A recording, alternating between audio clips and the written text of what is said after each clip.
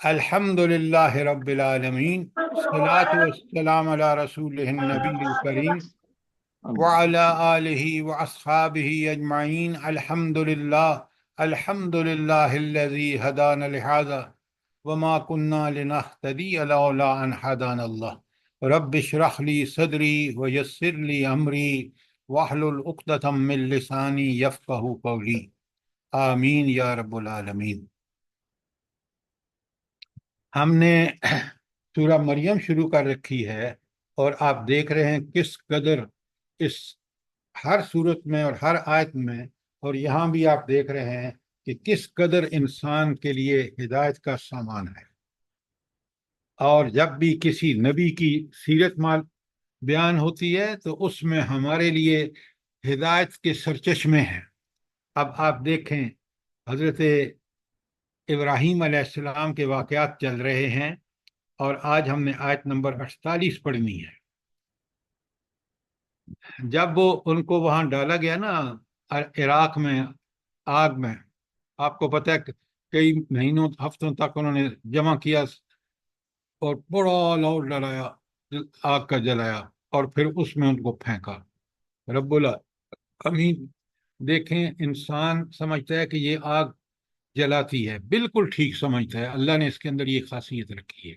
لیکن آپ دیکھ لیں وہاں اللہ تعالیٰ جب چاہے جس وقت چاہے کسی چیز کے خواص بدل دے.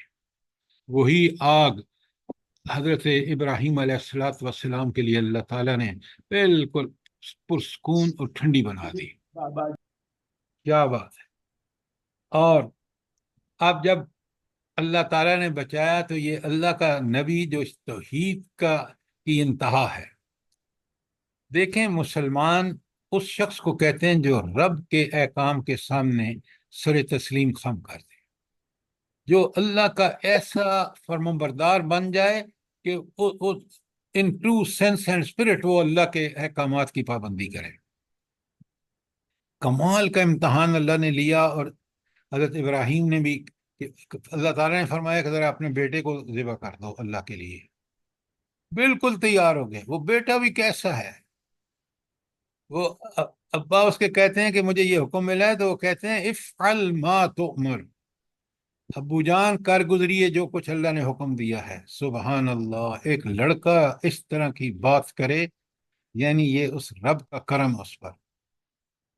اچھا، جب وہ آگ میں ڈالے گئے نا تو اللہ نے اس آگ کو گلے گلزار بنا دیا، باغ بن گیا وہ انتہائی پرسکون.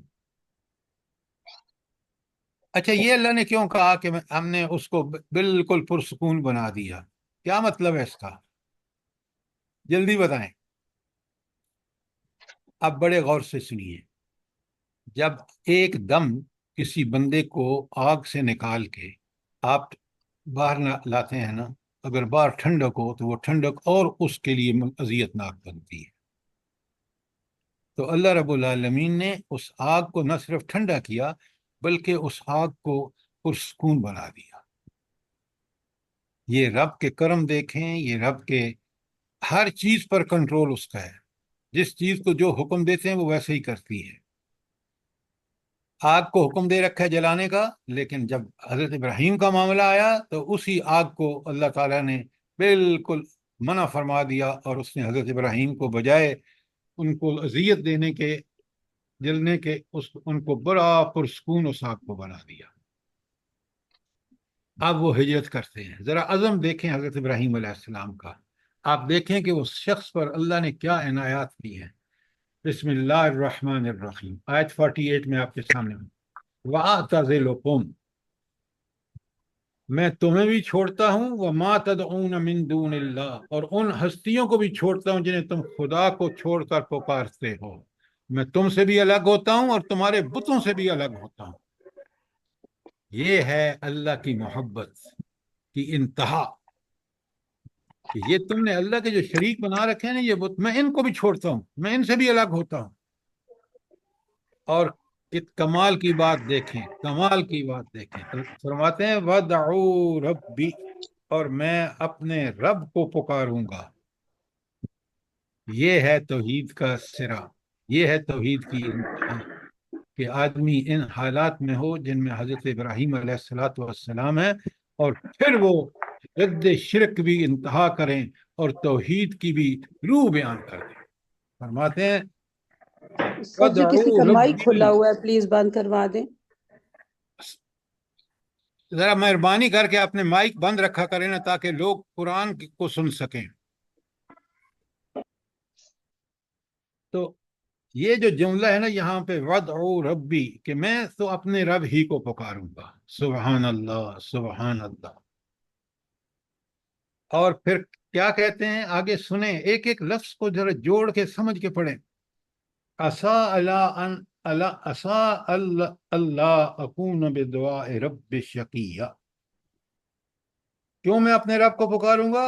میں اپنے رب کو پکار کر کبھی نامراد نہیں رہوں گا۔ اللہ اکبر، اللہ اکبر۔ وہ جس کے پاس خزانے ہیں، جس نے جو دینا چاہے دے سکتا ہے، کوئی کسی کو نہیں دے سکتا۔ ہمارا ملک انتظار کرتا رہا امریکی بحری بیڑے کا، اور ملک 2 لخت ہو گیا۔ کون ہے جو اللہ رب العالمین کی طرح جو چاہے کر لے؟ یہ ہے اللہ کی طاقت اور قدرت، وَهُوَ عَلَىٰ كُلِّ شَيْءٍ قدیر۔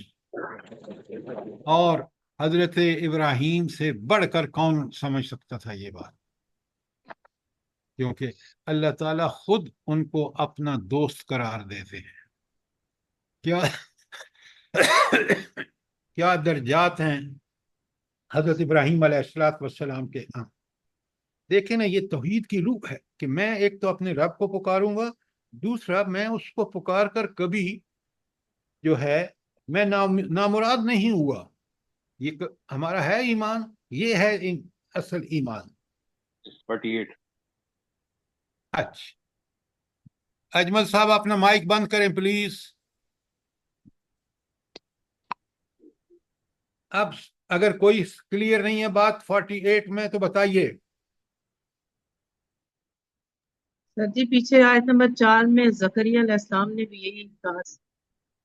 انبیاء آپ کو پتہ ہے ان کے اتنی فطرت کے قریب ہوتے ہیں، ان کا رب پر وہ یقین ہوتا ہے، چاہے حضرت زکریا ہوں، چاہے حضرت ابراہیم ہوں، چاہے محمد رسول اللہ صلی اللہ علیہ وسلم۔ آگے سنیں، فلما اعتزلہم، پھر وہ جب ان سے الگ ہوا، کن سے الگ ہوا بلا؟ جلدی وہ جو بتائیں۔ بتوں کی پرستش کرتا تھا، اور وہ جو قوم پر پرستش کرتی تھی، اور وہ بت اوپر آیت میں سن رہے ہیں، دیکھ رہے ہیں آپ، وَاعْتَزَلَكُمْ مَا تَدْعُونَ مِن دُونِ اللَّهِ وَاعْتَزَلَكُمْ وَمَا تَدْعُونَ، تم سے بھی الگ ہوتا ہوں اور ان بتوں سے بھی الگ ہوتا ہوں۔ اب اللہ تعالیٰ فرماتے ہیں فَلَمَّا اعْتَزَلَهُمْ، پھر جب وہ ان دونوں سے الگ ہوا، وَمَا يَعْبُدُونَ مِن دُونِ اللَّهِ، اور ان سے بھی اور ان بتوں سے جن کی وہ عبادت کرتے ہیں ان سے الگ ہوا۔ وَوَهَبْنَا لَهُ إِسْحَاقَ وَيَعْقُوبَ، تو اللہ تعالیٰ نے ان کو کیسے بیٹے دیے؟ اسحاق اور ان کا بیٹا یعقوب۔ وَكُلٌّ جَعَلْنَا نَبِيًّا، سبحان اللہ۔ اولاد بھی دی اللہ نے، اور اولاد بھی کیسی تھی؟ وہ نبی تھے، اللہ تعالیٰ نے ان کو نبوت کے منصب پر سرفراز کیا۔ ذرا غور فرمائیں، یہ ہے رب کے احسان۔ جب انسان رب کا تابعدار ہوتا ہے تو ہجرت میں تو آپ علیہ السلام نے، آپ دیکھیں عراق کو چھوڑا، پہلے مصر گئے، پھر فلسطین گئے، پھر وہاں سے مکہ آئے، اور یہ سارے سفر سوائے اللہ کی رضا کے لیے، اللہ کے حکم کے مطابق سے کسی اور کوئی ذرا مقصد نہیں تھا۔ اور رب نے کیسے کرم کیے، جب انہوں نے رب کے لیے اپنے آپ کو خالص کر دیا، تو پھر دیکھیں رب نے اولاد بھی دی، اور اولاد بھی انبیاء ہیں۔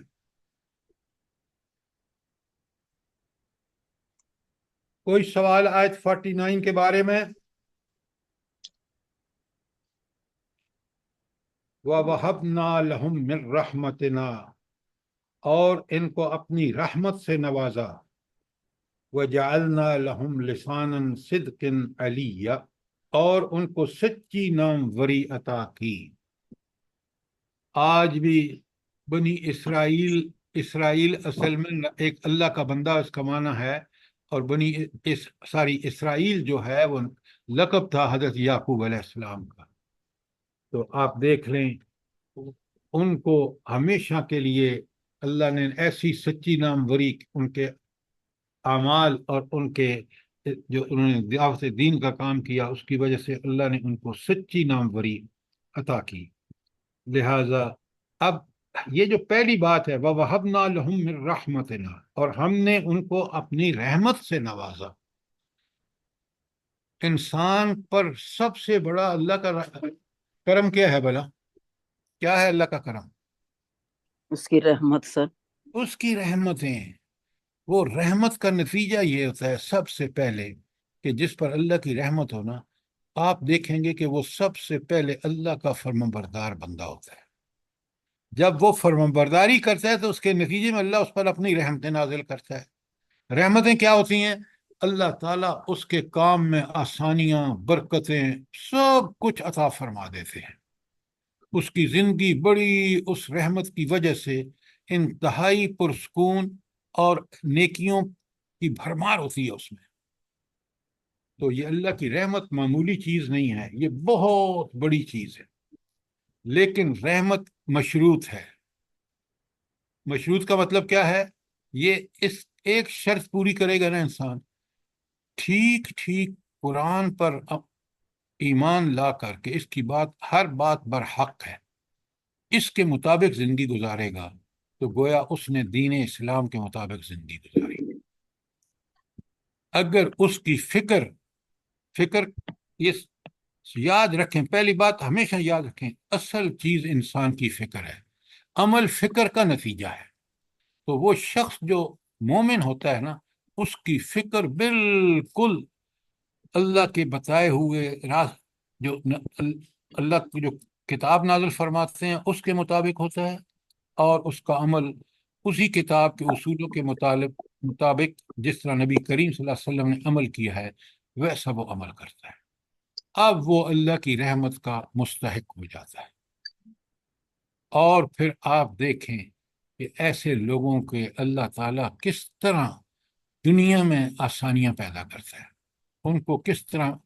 اب دیکھیں تن تنہا محمد رسول اللہ اٹھتے ہیں، یتیم، پڑھے لکھے بھی نہیں، لیکن پوری دنیا کے امام قیامت تک کے لیے وہ رحمتیں ہیں. یہ سارا اللہ کی رحمتوں کا نتیجہ ہے، یہ سارا اللہ تعالیٰ کی فرمان برداری کا نتیجہ ہے. صحابہ کو دیکھ لیں، حضرت عمر کو کون جانتا تھا؟ جہالت کے زمانے میں جب مسلمان نہیں ہوئے تھے تو ان سے بڑا کوئی جاہل نہیں تھا، لیکن اسلام لا کر وہ کارنامے دیے کہ رہتی دنیا تک عمر رضی اللہ تعالیٰ عنہ کا نام یاد رہے. یہ اللہ کی دی ہوئی برکتیں ہیں. اچھی، تو آپ نے دیکھا کہ اللہ تعالیٰ فرماتے ہیں وَوَهَبْنَا لَهُم مِّن رَحْمَتِنَا. حضرت ابراہیم اور ان کی اولاد کو اللہ تعالیٰ نے رحمت سے نوازا. وَجَعَلْنَا لَهُمْ لِسَانًا صِدْقًا عَلِيًّا، اور ان کو سچی ناموری عطا کی. آج 3 بڑے الہامی مذاہب ہیں، ایک یہود، ایک نصارہ اور ایک مسلمان. آپ دیکھ لیں تینوں فخر کرتے ہیں ایک حضرت ابراہیم علیہ السلام پر.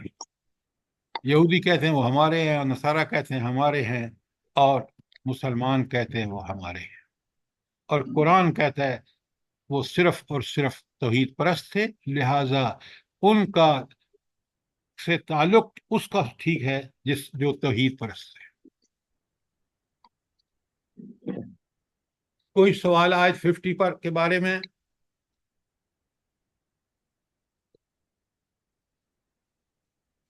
آپ ذرا دیکھیں یہ باتیں تاریخ کے دیکھیں. اللہ تعالیٰ فرماتے ہیں کہ میں نے ان پر رحمت بھیجی. اب آپ دیکھیں ذرا غور کریں، یہ جو مسلمان حبشہ گئے کتنی پرسکون زندگی ان کی ہو گئی. نجاشی ان سے کہتا ہے کہ رہو آرام سے، اور وہ جو گئے تھے نا لینے دونوں حضرات، ان کو کہا لے جاؤ اپنے تحفے اور جاؤ واپس. کس طرح اللہ پر یقین رکھنے والوں کو اللہ عزت بخشتا ہے. پھر آپ مدینے کی ہجرت دیکھیں، حضور نبی کریم صلی اللہ علیہ وآلہ وسلم جب نکلتے ہیں گھر سے تو آپ کو پتہ ہے کس حال سے نکلے ہیں. راستے میں کھانے کا پورا سامان بھی نہیں ہے، اور وہی رب کی رحمتیں کیسی ہیں کہ یہ ہستی جب پہنچتی ہے مدینہ تو مدینے والے ان کو اپنا حکمران مان لیتے ہیں. وہاں ایک چھوٹی سی اسلامی حکومت قائم ہو جاتی ہے. رب العالمین قرآن سے مدنی صورتوں میں احکامات دیکھیں نازل فرماتے ہیں، اور حکمران محمد الرسول اللہ صلی اللہ علیہ وسلم اس کو فوراً نافذ کر دیتے. ہمارا ملک بنے ہوئے 70-75 سال سے زائد ہو رہا ہے، اور ایک بھی قانون جو قرآن میں ہے وہ نافذ نہیں ہے. بتائیں مجھے ہے کوئی؟ تو اللہ تعالیٰ کی رحمتیں کہاں سے آئیں گی؟ بتائیں نا مجھے. یہ نافرمان کون؟ اللہ تعالیٰ معاف کرے، اللہ تعالیٰ معاف کرے. قرآن بھرا پڑا ہے ایسی نافرمان قوموں کو اللہ نے عذاب. یہ تو اللہ کا حلم ہے کہ ہم بچے ہوئے ہیں. آج آپ دیکھیں جمہوریت ایک طاغوتی نظام ہے. ہم اس جمہوریت کے دعوے دار ہو کر اس جمہوریت کے اصولوں کو بھی نہیں مان رہے.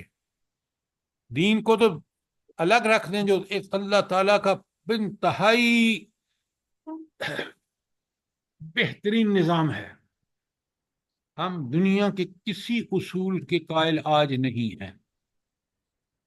جو فیصلے ہماری عدالتیں کر رہی ہیں، جو چیف جسٹس جو کچھ کر رہا ہے، مجھے بتائیں کہ اس کا اصولوں عدل و انصاف سے کوئی تعلق ہے؟ بتائیں مجھے. بالکل بھی نہیں سر. اللہ اکبر. دیکھیں ہم کیسے مسلمان ہیں. تو آیت 50 ہو گئی آیت. ہاں، اب حضرت ابراہیم کا ذکر کر کے آپ ختم ہو گئی بات. اب آ گیا موسیٰ علیہ السلام اور دیگر انبیاء کا ذکر. اچھا، اب مجھے ایک بات بتائیں، کیا یہ جو آیتیں ہم نے پڑھی ہیں حضرت ابراہیم علیہ السلام کے بارے میں، ہمارا ایمان تازہ ہوتا ہے اور بڑھتا ہے یا نہیں؟ سچی بات بتائیں. جی سر جی سر، کے جی لیے سر. بہت پڑتا ہے سر جی. یہی مقصد ہے ان کو بیان کرنے کا کہ دیکھیں اللہ کے بندے کیسے گزرے ہیں. اللہ نے جب حکم دیا کہ بیٹے کے گلے پر چھری چلا دو، وہ تیار ہو گئے. اور رب کا کرم دیکھیں، وہ جب آنکھوں میں پٹی باندھ کے چھری چلاتے ہیں تو رب اس چھری کو کند کر دیتے ہیں، اور اس وقت وہ دیکھتے ہیں کہ میں نے ایک دمبا ذبح کیا ہے جو جنت سے اللہ تعالیٰ نے، اور اسماعیل کھڑے ہنس رہے ہیں. اللہ، یہ کمالات دیکھیں تو صحیح. یہ رب کی قدرتیں اور طاقتیں اور اس کی رحمتیں دیکھیں تو صحیح. اگر ہم اس کو سمجھ کے پڑھیں، یقین مانیں ہمارا ایمان نہ صرف تازہ ہو بلکہ بڑھ کے اس پیک تک پہنچ جائے. اور یہی تلاوت آیات ہے، اسی کو تلاوت آیات قرآن نے کہا. اچھا، اب ایک اور نبی کا ذکر آتا ہے. اللہ تعالیٰ فرماتے ہیں آیت 51، وَاذْكُرْ فِي الْكِتَابِ مُوسَىٰ، اور ذکر کرو اس کتاب یعنی قرآن مجید میں موسیٰ علیہ السلام. إِنَّهُ كَانَ مُخْلِصًا وَكَانَ رَسُولًا نَبِيًّا. وہ ایک چنیدہ انسان تھے، اللہ نے ان کو مخلص، انتہائی مخلص تھے، اور وہ رسول نبی تھے. اب ذرا یہاں 2-3 چیزیں بڑی کلیئرلی سمجھ لیجئے. سب سے پہلے تو مجھے بتائیے کہ حضرت موسیٰ کو کیوں ذکر کر رہا ہے اللہ تعالیٰ یہاں قرآن میں؟ کیوں؟ کیا وجہ ہے؟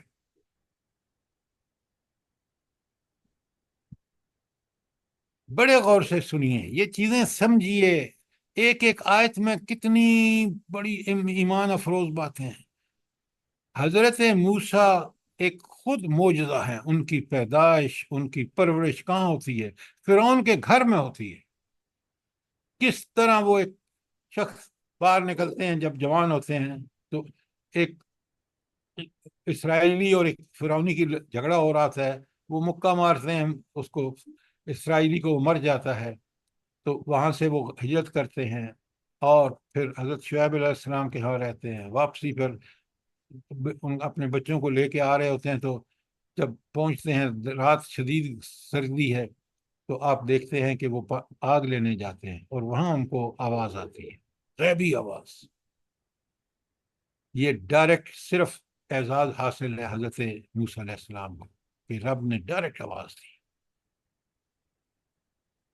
اور پھر اللہ حکم دیتے ہیں کہ جاؤ فرعون کے پاس.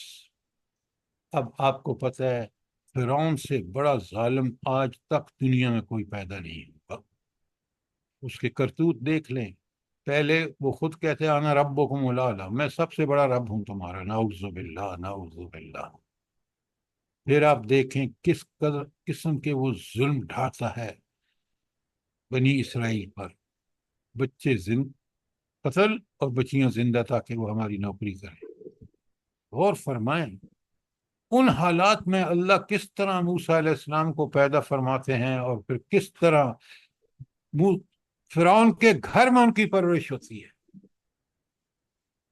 تو اب اللہ تعالیٰ اس لیے ذکر فرما رہے ہیں حضرت موسیٰ کا کہ لوگوں جو تم اہل ایمان ہو، ذرا دیکھو تو صحیح کارنامے رب العالمین کے، کہ وہ موسیٰ کو کس طرح اس کی پرورش ہوتی ہے، کس گھر میں پرورش ہوتی ہے، کیا مشن ان کو دیا جاتا ہے، کتنا مینز دنیاوی ذرائع دیکھیں تو کتنے کمزور ہیں. فرعون کو دیکھیں تو وہ دنیا کا بادشاہ، فوجوں والا، خمسوں والا، پتہ نہیں کیا کیا ہے اس کے، اور رب اسی کو غرق کر کے موسیٰ علیہ السلام کو سرفراز کر دیتا ہے. تو ذکر ہونا چاہیے یا نہیں ہونا چاہیے تاکہ مومنوں کو پتہ چلے کہ ایمان کا کیا درجہ ہے، نبی کا کیا درجہ ہے، اور ظالم کس انجام سے دوچار ہوتے ہیں. سر جی یہ جو لفظ استعمال ہوا ہے کہ وہ چنا ہوا رسول اور نبی تھا، یہ اس کے فضائل بیان کیے آپ نے؟ میں نے موسیٰ علیہ السلام انہی کو اللہ کہہ رہے ہیں یہ رسول نبی تھے. اب جی بڑے یہ جو چنا ہوا لفظ آیا میں اس کی وضاحت چاہ رہی ہوں. میں آپ کو ابھی وضاحت کرتا ہوں، میں پہلے آپ کو سمجھا رہا ہوں کہ موسیٰ علیہ السلام کا ذکر کیوں آیا ہے. اب جزاک اللہ. مخلصن کا مطلب ہوتا ہے جو صرف اللہ کے لیے کام کرے. تو موسیٰ علیہ السلام کو آپ دیکھ لیں، جس دن آپ کو اللہ تعالیٰ نے نبوت کی منصب پر فائز کیا ہے، اللہ تعالیٰ کے حکم کا حق ادا کرنے میں کوئی کمی نہیں کی. اتنی جرات مند سیدھے جاتے ہیں اس کے دربار میں اور اس کو دعوت دیتے ہیں. مقابلہ ہوتا ہے، دیکھیں کس طرح اللہ تعالیٰ ان کی ہیلپ کرتا ہے، کس طرح جادوگر، وہ جادو کا فن جو اس زمانے میں ٹاپ پر تھا. آج ٹیکنالوجی ہے نا دنیا کا فن، تو وہاں مصر میں اس وقت جادوگری تھی. اب جب جادوگروں نے دیکھا کہ موسیٰ علیہ السلام کے عصا نے وہ کام کیا ہے جو ہمارے سارے جادو کے سارے کے سارے اس نے نگل گیا ہے، بالکل ان کو سمجھ میں آ گئی کہ یہ کوئی بندہ عام بندہ نہیں ہے، یہ یقیناً جو کلیم کرتا ہے کہ میں اللہ کا رسول ہوں وہ وہی ہے. کس طرح وہ ایمان لاتے ہیں، اور فرعون دیکھتا رہ جاتا ہے. فرعون ان کو دھمکیاں دیتا ہے کہ میں تمہیں سولی پہ لٹکاؤں گا. وہ کہتے ہیں جو کر لے جو کرنا ہے. کاش ہمارا ایمان ایسا ہو، اللہ کے لیے ہم اتنے مخلص ہوں. تو یہ ہے مخلصن کا معنی. اب بات سمجھ آئی ہے؟ جی سر جی جزاک اللہ. اچھا اب آ گئے رسول النبی. یہ ذرا 2-3 چیزیں آپ نوٹ فرما لیں. رسول عموماً عام طور پر رسول کا مطلب ہے اللہ تعالیٰ کا بھیجا ہوا، جس کو اللہ نے مبعوث فرمایا ہو. اچھا نبی بھی اللہ ہی کا بھیجا ہوا ہے. نبی کا مطلب ہوتا ہے خبر دینے والا. کون سی خبر؟ جو اللہ تعالیٰ کی طرف سے آتی. ہر خبر دینے والا نہیں، وہ صرف وہ خبریں دیتا ہے جو رب کی طرف سے بڑی سچی پکی. رسول نبی بھی ہوتا ہے اور رسول کو کتاب بھی دی جاتی ہے کہ وہ صاحب کتاب ہوتا ہے. لیکن یہ ڈیفینیشن، یہ ٹیکنیکل ڈیفینیشن ہے، یہ ٹیکنیکل فرق ہے رسول اور نبی میں. اور اسی کی وجہ سے حضرت کیونکہ ذکر آیا حضرت موسیٰ کا. حضرت موسیٰ نبی بھی تھے اور رسول بھی تھے کیونکہ وہ کتاب تورات لے کے آئے تھے. یہ ہے اس کا یہاں مفہوم. لیکن آپ اس نبی اور رسول کی یہ ڈیفینیشن جو ہے یہ بعض دفعہ آپ کو سمجھ آئے گی کہ اللہ تعالیٰ آگے چل کے آتا ہے تو پھر میں آپ کو بتاتا ہوں. اچھا، کوئی سوال آیت نمبر 51 کے بارے میں؟ جی ایک بات کہہ سکتی ہوں اس کے اوپر، رسول اور نبی کے اوپر. جی ضرور کہیں. جی سر جی، رسول جس کو شریعت دے کر بھیجا جاتا ہے، اور نبی وہ جو اسی شریعت کو فالو کرنے والا ہوتا ہے اور وہ اسی شریعت کے مطابق لوگوں کو دعوت دیتا ہے. تو شریعت کو رسول سارے فالو کرتے ہیں میڈم، جو ایمان لاتا ہے اس کو فالو کرنا ہوتا ہے. نہیں نبی سر جی، وہ ہوتا ہے، شریعت. آپ پہلے جی میری بات سنیں. جی جی نبی وہ ہوتا ہے جس کو اللہ کی طرف سے وحی اور خبریں آتی ہیں، لیکن وہ صاحب کتاب نہیں ہوتا. بات سمجھ رہے ہیں؟ تو جی جی آپ سر. کی بات اس حد تک ٹھیک ہے، لیکن یہ جو آپ کہہ رہے ہیں نا کہ وہ فالو کرتا ہے، تو فالو تو ہر اہل ایمان کا فرض ہے کہ وہ فالو کرے نبی کو جس پر وہ ایمان لایا ہے. سر جی میں شریعت کی بات کر رہی ہوں کہ وہ جو رسول کی لائی ہوئی شریعت شریعت اس ہوتی ہے. کتاب میں ہوتی ہے جو کتاب نبی لے کے آتا ہے. جی جی کتاب شریعت، تورات شریعت ہے، قرآن شریعت ہے. تورات کی شریعت منسوخ ہو گئی ہے جب قرآن نازل ہوا ہے. تو شریعت کا مطلب ہے وہ کتاب میں جو نظام وہ نبی لے کے آیا ہے وہ اس نبی کی شریعت ہے، اللہ کی دی ہوئی شریعت ہے، اور اس پر ایمان لانے والے، نبی پر ایمان لانے والے پر وہ کتاب کی شریعت پر عمل کرنا لازم و ملزم ہوتا ہے. بات کلیئر ہے؟ جی جی سر جی، جزاک اللہ خیر.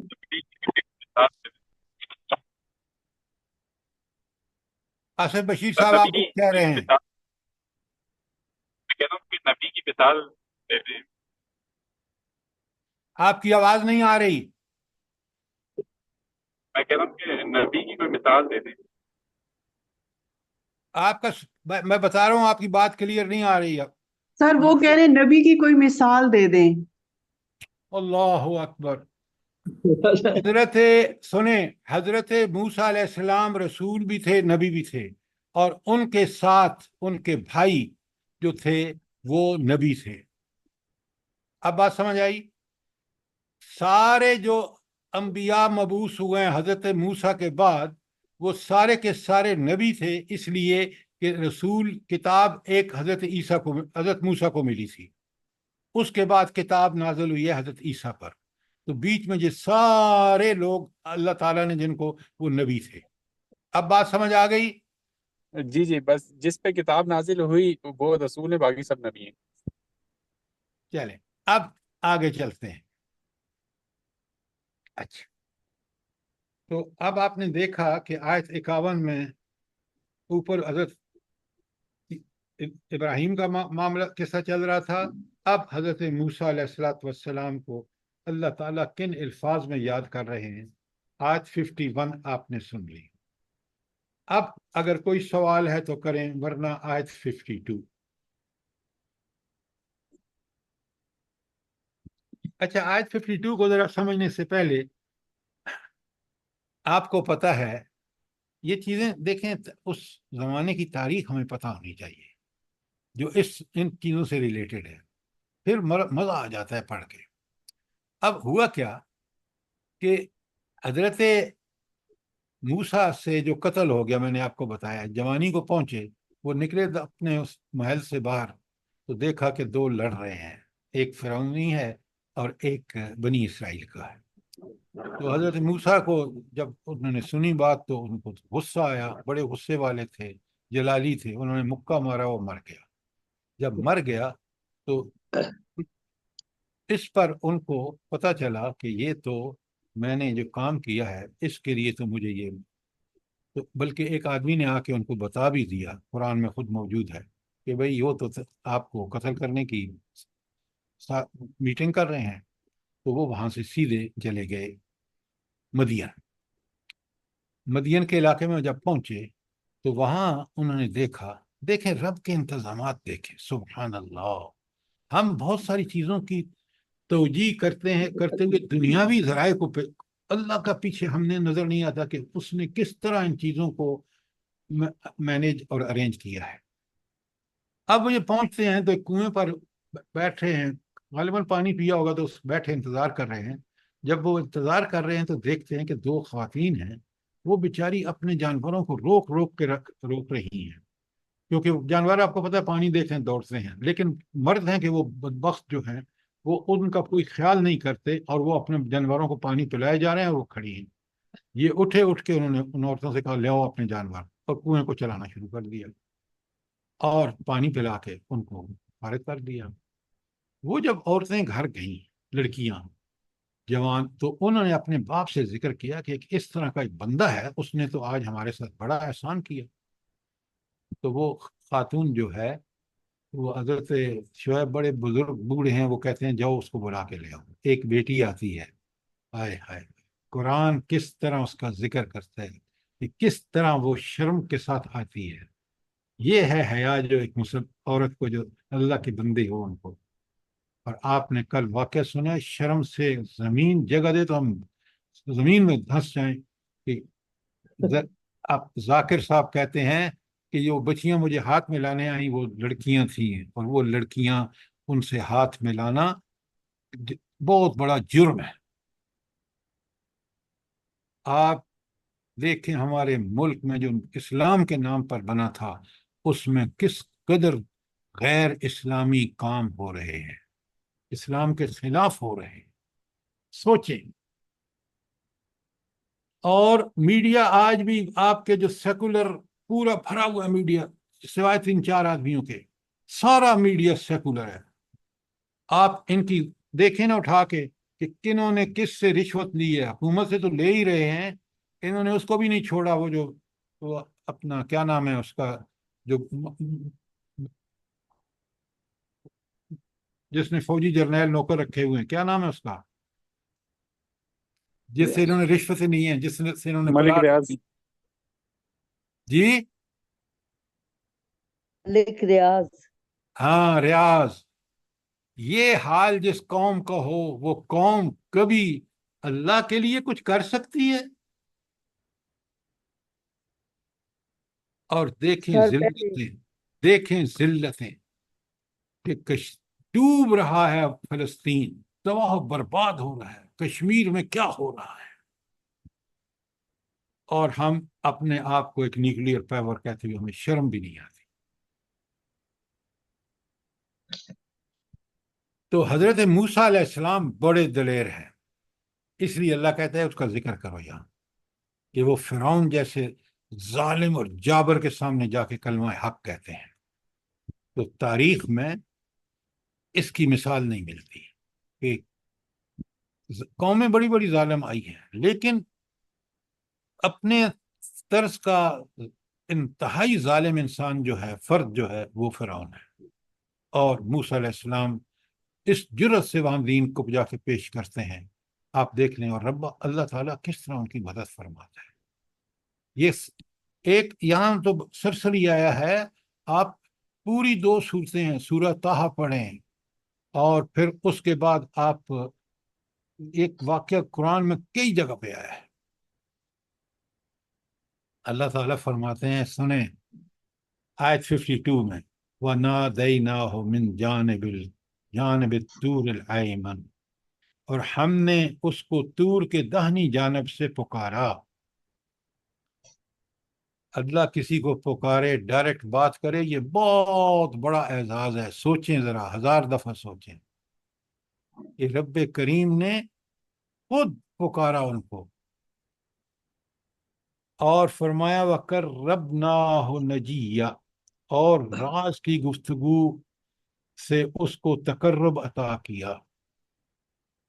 یہ صرف وہی تمام انبیاء پہ آئی ہے۔ تو چیزیں آپ کو حضور نبی کریم صلی اللہ علیہ وآلہ وسلم کے حوالے سے ملیں گی جو بالکل بے مثال ہے۔ دیکھیں نا معراج کا واقعہ خود، پھر جو معراج میں اللہ تعالیٰ سے جو ان کی ملاقات ہوئی، یہ یاد رکھیں کہ اللہ تعالیٰ، نبی کریم صلی اللہ علیہ وسلم نے اللہ تعالیٰ کو نہیں دیکھا، یہ بالکل طے ہے، قرآن و سنت سے ثابت ہے، لیکن اللہ تعالیٰ سے ملاقات ان کی ہوئی ہے، اور وَقَرَّبْنَاهُ نَجِيًّا کہ اتنا قریب سے جو ہے سرگوشی نہیں کرتے، بالکل اس طرح اللہ تعالیٰ نے یہ آواز اتنی قریب سے اللہ تعالیٰ نے یہ آواز ان کو پہنچائی۔ اور دوسری جگہ کہا اذ ناداہ ربہ بالواد المقدس طویٰ، جب ان کے رب نے اسے طویٰ کی مقدس وادی میں پکارا، یہ دوسری جگہ قرآن میں آتا ہے۔ تو اللہ تعالیٰ نے موسیٰ علیہ السلام سے تنہائی میں باتیں کی اور وہ اعزاز بخشے، تو ان کے قرب کے کیا کہنے۔ یہ تھی آیت 51۔ سر میں کچھ پوچھ سکتی ہوں؟ جی ضرور پوچھے۔ یہ حضرت موسیٰ کا چل رہا ہے نا ذکر، تو سر دیکھیں اللہ نے ان کو کتنی طاقت اور کتنی ہمت سے نوازا تھا کہ وہ اس منافق کے گھر میں رہ کے ان کی وہ پرورش ہوئی تھی، تو انہوں نے اپنا ایمان کس طرح مضبوط رکھا تھا نا۔ ہاں لیکن یہ ایک بات نوٹ فرمائیں، جس کو اللہ تعالیٰ نے نبوت عطا کرنی ہوتی ہے نا، تو نبوت سے پہلے زمانے میں بھی اللہ تعالیٰ کے اس پر احسان ہوتے ہیں، یہ بات مت بھولیں۔ یہ اللہ تعالیٰ کا معاملہ صرف حضرت موسیٰ کے ساتھ نہیں ہے، خود نبی کریم صلی اللہ علیہ وسلم کو دیکھیں، جی پورا مکہ، میری بات سنیں، پورا مکہ ان کو کہتا ہے یہ امین بھی ہیں اور وہ ہیں صادق اور امین۔ صادق بھی ہیں۔ تو نبی کو ہمیشہ اس زمانے میں، نبوت سے پہلے کے زمانے میں بھی اللہ تعالیٰ ان کو غلطیوں سے خود بچاتے ہیں، کیونکہ انہوں نے بعد میں جا کے نمونہ بننا ہوتا ہے۔ جزاک اللہ خیر۔ اچھا، اب آپ دیکھیں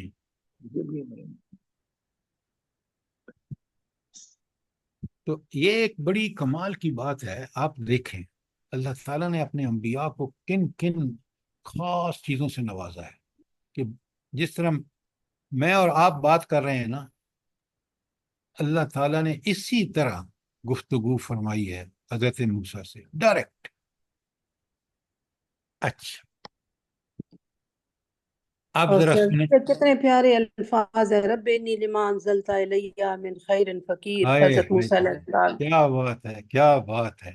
یہ دیکھیں نا، نبی کا ایمان دیکھیں، کہ سبحان اللہ اللہ، سورہ تو جو قصص۔ بھی مجھے دے دے، میں اس وقت بڑا محتاج ہوں۔ سبحان اب دیکھیں رب العالمین کی کرم دیکھیں وہاں، کاش ہم ذرا سوچیں۔ تلاوت آیات کا مفہوم یہی ہے کہ آپ اس کی تہ تک پہنچیں، روح تک پہنچیں۔ اب آپ سبحان دیکھیں اللہ تعالیٰ نے نہ صرف ان کی رہائش کا ایک نبی کی زیر تربیت اللہ تعالیٰ نے دے دیا، شادی کا بندوبست کر دیا، شادی بھی کن عورتوں سے، کن بچیوں سے جن کی حیا کی تعریف خود قرآن کرتا ہے۔ آپ اس دعا کا نتیجہ دیکھیں، قبولیت دیکھیں جو آپ فرما رہی ہیں کہ وہ اللہ سے کیا کہتے ہیں اور اللہ نے کس طرح قبول کیا۔ کبھی غور تو کر رہے ہیں آپ ان چیزوں پر؟ اور پھر نبوت بھی عطا فرمائی۔ سبحان اللہ، کیا بات سبحان ہے، کیا بات ہے، سبحان اللہ۔ اب ذرا اس واقعے کو سنیں، بڑے غور سے سنیں۔ سورہ طہ کی آیت 11 سے 13 میں اللہ تعالیٰ، پوری سورہ طہ جو ہے نا پورا واقعہ ہے، آ رہی ہے آگے،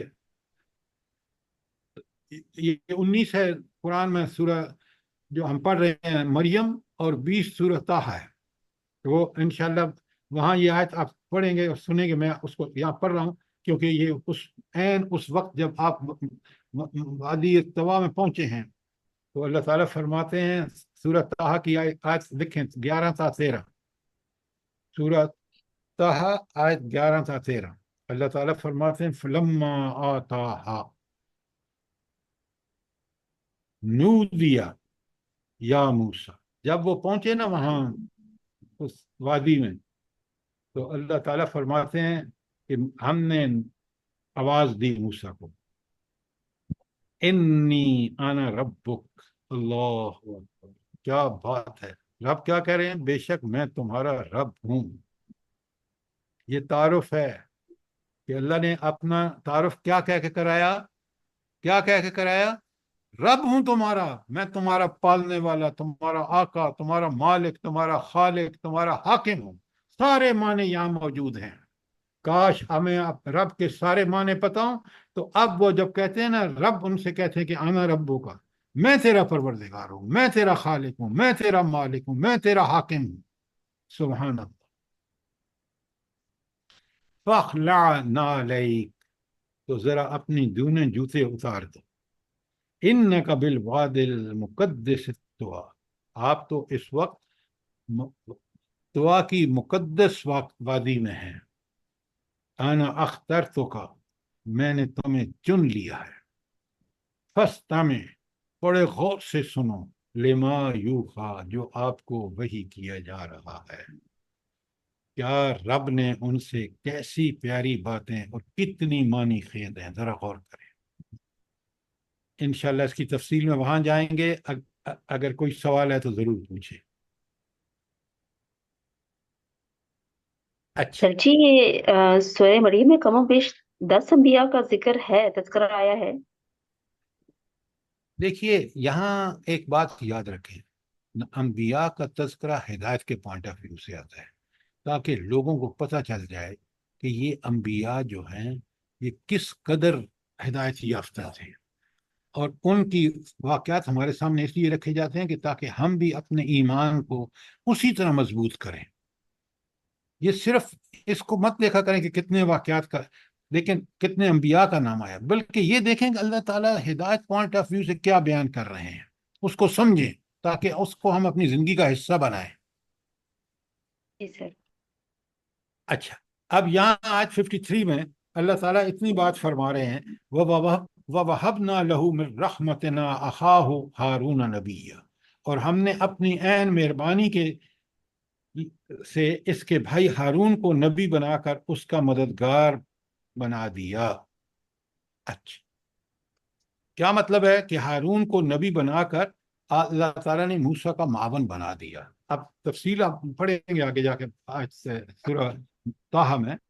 ہوا یہ کہ جب آپ نبی حضرت موسیٰ کو اللہ تعالیٰ نے نبوت دے دی نا، تو ان کا ایک مسئلہ تھا، زبان میں کچھ لکنت تھی، تو انہوں نے اللہ سے کہا کہ اللہ میں فرعون کے پاس تو میں چلا جاتا ہوں، آپ کا حکم ہے، لیکن مسئلہ میرا یہ ہے کہ میں تو کھل کے بات بھی نہیں کر سکتا، میری زبان میں لکنت ہے۔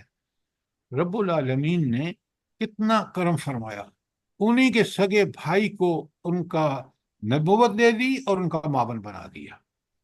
ذرا غور فرمائیں کتنا رب کریم ہے۔ تو وَوَهَبْنَا لَهُ مِن رَحْمَتِنَا أَخَاهُ هَارُونَ نَبِيًّا، اور ہم نے اپنی مہربانی سے اس کے بھائی ہارون کو نبی بنا کر اس کا مددگار بنا دیا، معاون بنا دیا۔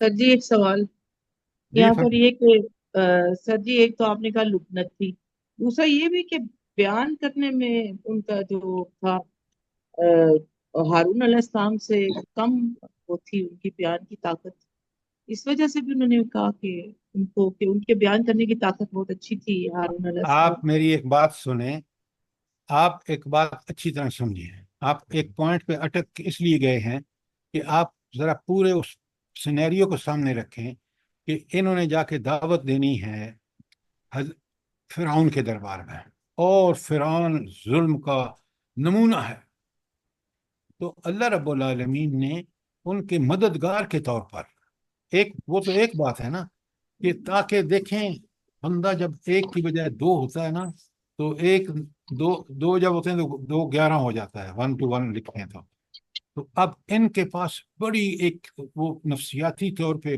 بڑی ان کو مدد محسوس ہوتی ہے، بھائی میرے ساتھ ہے، اللہ نے اس کو بھی نبی بنا دیا۔ تو اب وہ ایک نبی نہیں بلکہ 2 نبی ہیں، جب 2 نبی ہیں تو ان کو ڈر خوف ویسے ہی نہیں ہے، لیکن اس 2 ہونے کی وجہ سے اور وہ بڑے دلیری سے بات کرتے ہیں۔ اب بات سمجھ آئیے؟ جی جی سر۔ اچھا، اب ہم آیت 53 ختم ہوئی، کوئی سوال اور ہے تو ضرور کریں۔ اب آ جائیں آیت 54۔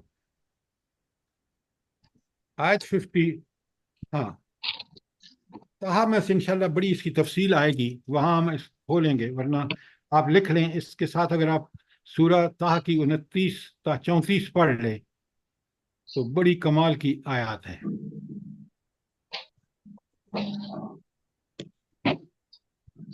اگلی آیت ہماری وہی ہے، اچھا ساری صورت وہی ہے۔ اب آیت نمبر 54 میں آ جائیں۔ وَاذْكُرْ فِي الْكِتَابِ اسماعیل، اور کتاب میں ذرا قرآن میں اسماعیل علیہ السلام کا بھی ذکر کرو۔ انہو کان صادق الوعد، وہ وعدے کا سچا تھا۔ وکان رسول نبی، اور وہ رسول نبی تھا۔ اب یہاں ذرا آپ بڑے غور سے سنیں گے، سوال کریں اگر بات کلیئر نہ ہو۔ پہلی بات کہ اللہ تعالیٰ کہہ رہے ہیں کہ نبی کریم صلی اللہ علیہ وسلم کو حکم دے رہے ہیں کہ ذرا قرآن میں اسماعیل کا بھی ذکر کرو۔ کیوں؟ وہ ایسا سچے وعدے والا نبی تھا، اور وہ رسول بھی تھا اور نبی بھی تھا۔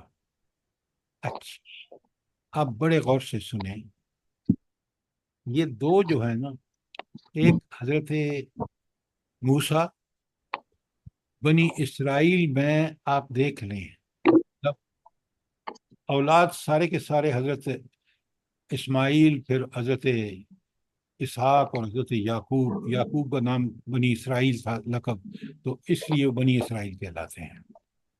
لیکن شریعت وہاں کس کی چلی ہے بتائیں؟ بنی اسرائیل بعد میں شریعت کس کی آئی ہے پوری؟ موسیٰ علیہ السلام کی۔ موسیٰ علیہ السلام کی، اس لیے پیچھے آیا ذکر موسیٰ کا۔ بات سمجھ آ گئی؟ طاہرہ ندیم صاحبہ آپ اپنا فون بند کریں۔ جعفر صاحب سے کہیں صاحب کے بند کریں۔ طاہرہ ندیم صاحبہ آپ کی ساری گفتگو آن ایئر جا رہی ہے، بند کریں اپنے مائک کو۔ ابھی بھی آپ کا مائک کھلا ہوا ہے۔ اچھا اب ذرا یہ چیزوں کلیئرلی سمجھے کہ موسیٰ علیہ السلام کا ذکر کیوں قرآن میں آنا چاہیے، ساری تفصیل بتا چکا ہوں۔ اب یہ اللہ تعالیٰ فرما رہے ہیں نبی کریم صلی اللہ علیہ وسلم کو کہ آپ اسماعیل کا بھی ذکر کریں۔ اب حضرت اسماعیل کو دیکھیں، ان کے کتنے شرف ان کو حاصل ہیں۔ مثلا وہ بھی حضرت ابراہیم ہی کی اولاد ہے، کعبۃ اللہ کی تعمیر میں حضرت ابراہیم کے ساتھ ہے۔ جب بچپن میں ان کو اللہ حکم دیتا ہے کہ بیٹے کو، اچھا یہ بیٹا بھی 90 سال کے بعد آپ کو اللہ تعالیٰ نے دیا، عمر 90 سال سے کچھ زیادہ تھی۔ آپ اللہ نے امتحان کتنے سخت لیے ہیں، ذرا سوچیں ابراہیم علیہ السلام کے۔ اللہ کہتے ہیں کہ اس بیٹے کو ذبح کرو۔ کوئی باپ اپنے بیٹے کے گلے پر چھری نہیں چلا سکتا، لیکن ابراہیم علیہ السلام اپنے اللہ کے حکم کو، بیٹے کی محبت پر اللہ کے حکم کو سے بیٹے کو گلے پر چھری چلا دیتے ہیں۔ تو لیکن اس میں ایک رول خود ان کا ہے۔ جب وہ اللہ کے خلیل ابراہیم علیہ السلام کہتے ہیں کہ میں نے خواب میں دیکھا ہے کہ میں تمہیں ذبح کر رہا ہوں، خواب نبی کا وہ جو ہوتا ہے وہ وہی ہوتی ہے، تو یہ فوراً کہتے ہیں اللہ اکبر۔ دیکھیں ذکر کیوں صادق الوعد کیوں ہے۔ اللہ تعالیٰ فرماتے ہیں کہ انہوں نے کہا افعل ما تؤمر، اللہ میرے ابو جان کر گزریے جو کچھ اللہ آپ کو حکم دیتا ہے۔ اچھا اب ان دونوں کا ذکر کیوں قرآن نے یہاں کہا ہے، بڑے غور سے سمجھیے۔ حضرت موسیٰ پوری بنی اسرائیل میں شریعت انہی کی چلتی رہی ہے جب تک نبی کریم صلی اللہ علیہ وسلم مبعوث نہیں ہوئے، لہٰذا وہ سردار ہیں بنی اسرائیل کے۔ اور حضرت اسماعیل، پورے مکے والے جو ہیں وہ اپنے آپ کو اپنا جو سرا جا کے جوڑتے ہیں تو حضرت اسماعیل سے جوڑتے ہیں۔ تو یہ دونوں جو تھے بنی اسماعیل میں حضرت اسماعیل علیہ السلام اور بنی اسرائیل میں حضرت موسیٰ علیہ السلام کا ایک بڑا مختلف مقام ہے، جس کی وجہ سے یہاں اللہ تعالیٰ ان کو کہہ رہے ہیں۔ اور پھر وہ ان کو نبی اور رسول کا جو لفظ یہاں استعمال ہو رہا ہے وہ ان کی اس اہمیت کی وجہ سے کہ یہاں بنی اسماعیل میں وہ لیڈر ہیں حضرت اسماعیل علیہ السلام، اور بنی اسرائیل میں حضرت موسیٰ جو ہیں ان کی شریعت اور ان کا مقام ہے۔ تو یہاں رسول النبی کا مطلب یہ ہے کہ وہ اللہ کے وہ دونوں اللہ کے نبی تھے۔ رسول کوئی کتاب نازل نہیں ہوئی حضرت اسماعیل پر، لیکن ان کو اس لیے رسول کہا جا رہا ہے، رسول النبی، کہ وہ پوری اس بنی اسماعیل کے سربراہ ہوتے ہیں۔ بات کچھ چاہیے کہ نہیں آپ کو؟ سر جی ہم یہ بھی بات کہہ سکتے ہیں کہ جب نبی پاک صلی اللہ علیہ وسلم کو نبوت دی گئی اور جو قرآن دیا گیا تو نبی پاک صلی اللہ علیہ وسلم کو بھی یہی ارشاد ہوا تھا کہ آپ ابراہیم علیہ السلام کی ملت کو آگے لے کر چلیں گے، تو اس وجہ سے کہ وہ پیچھے سے حضرت ابراہیم علیہ السلام کو جو ملت ملی تھی وہی آگے چلتی یہ میڈم کی بات آپ کہہ رہے ہیں نا، کسی کا پہلے غور سے اسپیکر سنیں، کھلا ہے سر پہلے جی، غور سے عجائب بھائی سنیں۔ سے کہیں بند کر دیں۔ عجائب اور خدا کے بندے مائک بند کرو ان لوگوں کے، جو مائک آپ کو نظر آئے بند کریں سوائے میرے۔ اب یہ بڑی بات غور سے سنیں، یہ جو آپ فرما رہے ہیں نا کہ حضرت محمد رسول اللہ صلی اللہ علیہ وسلم بھی آپ ہی کے نسل سے تھے، اور آپ کو یہ اعزاز حاصل ہے کہ آپ سے کہا گیا کہ آپ ابراہیم علیہ السلام کے طریقے پر چلیں۔ بات یہ ہے، پہلے اس کو سمجھیں۔ اس کا معنی یہ ہے کہ پہلے تو اللہ تعالیٰ نے آپ پہلے آیت آ چکی ہے، مجھے آیت کا نمبر یاد نہیں ہے، جس میں اللہ تعالیٰ فرماتے ہیں کہ آپ نے کیونکہ ان امتحانات میں پورے اترے ہیں لہٰذا اب نبوت آپ ہی کو ملے گی۔ اور یہ پیچھے اسی میں صورت آیت ہے، اور لیکن اللہ ابراہیم علیہ السلام نے فوراً کہا کہ میری اولاد کو، فرمایا نہیں، اولاد کو تو ملے گی لیکن ظالموں کو نہیں ملے گی، جو آپ کی اولاد میں ظالم ہوں گے ان کو نبوت نہیں ملے گی۔ نمبر ایک تو یہ جو نبوت حضرت محمد رسول اللہ صلی اللہ علیہ وسلم کو جو آل ابراہیم یعنی آل اسماعیل میں سے ہیں، ان کو نبوت ملنا اسی اللہ تعالیٰ کا وعدہ ہے کہ اب نبوت جو ہے وہ حضرت ابراہیم کے خاندان میں رہے گی، اس کی وجہ سے یہ رسول ہے۔ کون؟ محمد رسول اللہ صلی اللہ علیہ وسلم۔ بات سمجھ آئی میں کہ نہیں آئی آپ؟ جی سر جزاک اللہ۔ اچھا، تو اب آیت 55 پہ چلتے ہیں اگر آپ کا کوئی سوال نہیں ہے۔ نہیں سر جی یہاں سوال ہے، انہو کانا صادق الوعد، یہاں اس کو پلیز تھوڑا ایکسپلین کریں۔ میں نے آپ کو بتایا ہے کہ جب ان کو ابو نے کہا، ابراہیم علیہ السلام نے، کہ میں خواب میں دیکھتا ہوں تو میں ذبح کر رہا ہوں، تو انہوں نے فوراً کہا کہ جو اللہ کا حکم ہے آپ کر گزریے۔ یہ وہ وعدہ تھا، پہلا وعدہ بچپن میں، لڑکپن میں۔ اس کے بعد ہر نبی اپنے وعدے کا سچا ہوتا ہے، اور یہ بھی بالکل سچے اور پکے تھے۔ بات کلیئر ہے؟ جی سر جی۔ اچھا، اب آگے سنیں آیت نمبر 56۔ اللہ تعالیٰ فرماتے ہیں وَاذْكُرْ فِي الْكِتَابِ ادریس، اس کتاب میں ادریس کا ذکر کرو۔ سر جی 55 پڑھنی ہے آپ نے، وَكَانَ يَأْمُرُ أَهْلَهُ I'm sorry، جزاک اللہ، جزاک اللہ۔ وَكَانَ يَأْمُرُ أَهْلَهُ بِالصَّلَاةِ وَالزَّكَاةِ، اور اسماعیل علیہ السلام کی خاص بات کیا تھی کہ وہ حکم دیتے تھے اپنے اہل کو، کس کا؟ نماز اور زکوٰۃ کا۔ اچھا، اب یہاں آپ کو بالکل قرآن کا جہاں بھی کثرت سے ذکر آیا ہے نا، تو دو فرائض کا، ایک نماز اور زکوٰۃ۔ ایمان لانے والوں کو جو اللہ نے بار بار تاکید کی ہے وہ صلاۃ اور زکوٰۃ کی۔ اب اس کو ہمیں سمجھنا ہے کیونکہ قرآن میں یہ چیز بار بار آئی ہے۔ تو پہلے آئی ہے صلاۃ، نماز۔ دن میں جب 5 وقت، آپ سوچیں ہر روز ڈیلی 5 وقت آپ جو نماز میں پڑھتے ہیں، کبھی آپ نے सोच के पढ़ा है कि आप क्या पढ़ रहे हैं, क्या तस्बीहात पढ़ रहे हैं, क्या फातिहा पढ़ रहे हैं, क्या उसके साथ कुरान मिला के पढ़ रहे हैं? कभी आपने देखा है? बताएं मुझे जी, जल्दी बताएं।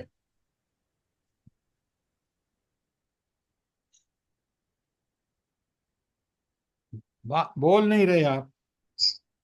जी सर जी, समझ के पढ़ते हैं। जब समझ के पढ़ते हैं तो आपका हर नमाज, हर रकात, उस रकात में जो कुछ आप पढ़ते हैं उसने आपके ईमान को पुख्ता, पक्का और उसमें इजाफा करना चाहिए। हर नमाज की हर रकात में आप कहते हैं इहदिनस सिरातल मुस्तकीम, ए अल्लाह मुझे सीधा रास्ता दिखा। क्या मेरे अंदर वो तड़प मौजूद है कि वो सीधा रास्ता क्या है? क्या मैंने कुरान में पढ़ा है कि सीधा रास्ता क्या है? अगर मैं उससे वाकिफ हूं, उस सीधे रास्ता क्या रास्ता है, कुरान ने क्या किन किन अल्फाज में उसका जिक्र किया है, तो मैं हर रकत में मांग रहा। ये नमाज मुझे बिल्कुल 5 वक्त की नमाज मुझे बिल्कुल सिरात मुस्तकीम पर रखने का सबसे बेहतरीन जरिया है। मैं अपनी हैसियत को जब मैं कहता हूं सुबहान रब्बी अल अजीम, अजमतों वाला तो मेरा रब है, सुबहान रब्बी अल आला, आला और अरफा बुलंद तरीन हस्ती मेरा रब है, बताएं मेरे अंदर खुशू और खुजू पैदा होगा कि नहीं उस रब के लिए? खुशू ये है कि उसकी हैसियत, मुकाम और मर्तबे की वजह से मैं अपने आप को उसका गुलाम और बंदा समझते हुए उससे मेरा दिल डरता रहे। ये जो मैं आपसे कह रहा हूं आपने कभी नोट किया है या नहीं किया? जल्दी बताएं। जी सर जी, अल्हम्दुलिल्लाह।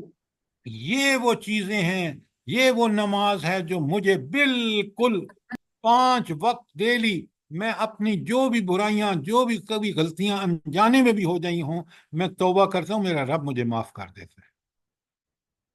क्यों?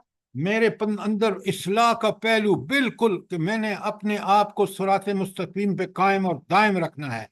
हर रकात की हर नमाज में सूरह फातिहा हो, या वो जो तस्बीहात में पढ़ रहा हूँ, या जो कुरान में पढ़ रहा हूँ, वो मुझे इस बात पर बिल्कुल कायम और दायम रखता है। तो इसलिए नमाज हर नबी की शरीयत में फर्ज थी। और यहाँ बताया जा रहा है कि हजरत इस्माइल खुद सिर्फ पाबंद नहीं थे, बल्कि वो अपनी औलाद को भी इस बात की ताकीद करते थे कि नमाज कायम करो, ज़ाहिरी और बातनी आदाब के साथ।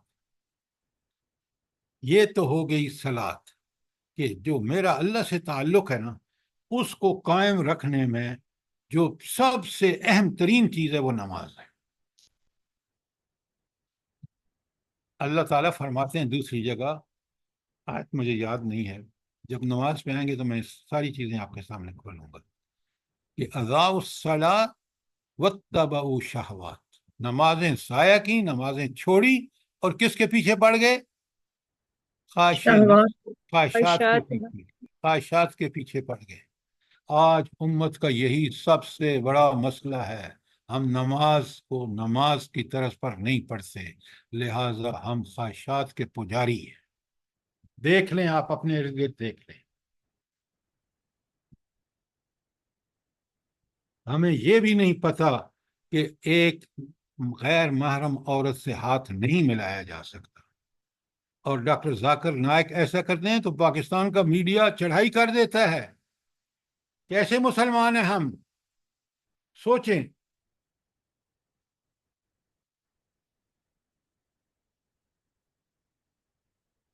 अच्छा, अब ये बात क्लियर हो गई। और कोई सवाल हजरत इस्माइल के बारे में? अच्छा, ये जो वो फरमाते हैं कि ऊपर आयत 55 में कि वो अल्लाह के पसंदीदा इंसान थे, वकाना इंद रब्बिही मर्दिया, तो अल्लाह के पसंदीदा होने का मतलब क्या है? जल्दी बताएं।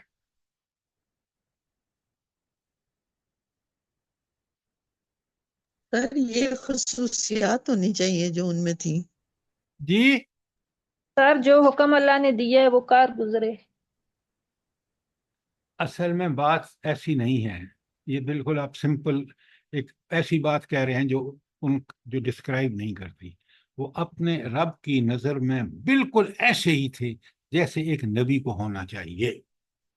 بچپن میں کہتے ہیں آپ ابو چھری چلا دیجئے میرے گلے پر کیونکہ رب کا حکم ہے. بڑے ہو کے کہتے ہیں، آپ گھر والوں کو کہتے ہیں نماز اور زکوٰۃ کا کہتے ہیں. اور اس لیے وہ مرضیہ انسان اللہ کی مرضی کے عین مطابق کہ وہ وہی کچھ کرتے ہیں جو اللہ چاہتا ہے. یہ ہے کہ وہ اپنے رب کے نزدیک انتہائی پسندیدہ انسان تھے. گویا وہ بالکل ایسے ہی نبی تھے جیسے ایک نبی کو ہونا چاہیے اللہ کے معیار کے مطابق.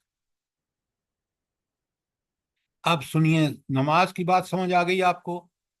اگر ہے تو سوال کریں. اب آ جائیے زکوٰۃ. زکوٰۃ کا معنی تو ہے پاکیزگی، لفظی معنی، اور ٹیکنیکل معنی ہے وہ جو سال کے بعد مال بچتا ہے 2.5%، اور جانوروں میں یہ اور فلاں پیدائش پہ یہ اور یہ، وہ ٹیکنیکلی زکوٰۃ کا وہ معنی. تو اس کا معنی بھی ٹیکنیکلی کہ وہ زکوٰۃ اتنے % دیں گے، وہ بھی آپ کے مال کو پاک کرتی ہے، اس لیے اس کو زکوٰۃ کہتے ہیں.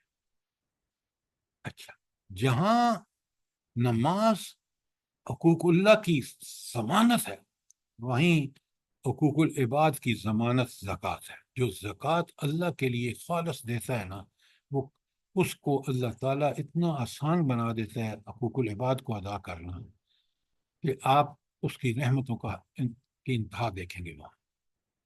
تو اس لیے یہاں بھی اور قرآن میں دوسری جگہ نماز اور اس کے ساتھ زکوٰۃ کا ذکر ہے. یہ بات سمجھ آئی ہے کہ نہیں آپ کو؟ جی سر جی. جی سر. الحمدللہ. تو آپ ان چیزوں کو، قرآن کو سمجھیں، قرآن کی روح کو سمجھیں، قرآن سے ہدایت ہم حاصل کریں. اللہ تعالی ہمیں اس کی توفیق دے. آج ہم نے آیت 55 تک کیا ہے، انشاءاللہ ٹائم ہو گیا ہے تو آیت 56 کل سے کریں گے. کوئی سوال، کوئی چیز کلیئر نہ انشاءاللہ ہوئی ہو سر، تو اللہ سوال پاک کریں. ہمت توفیق دے.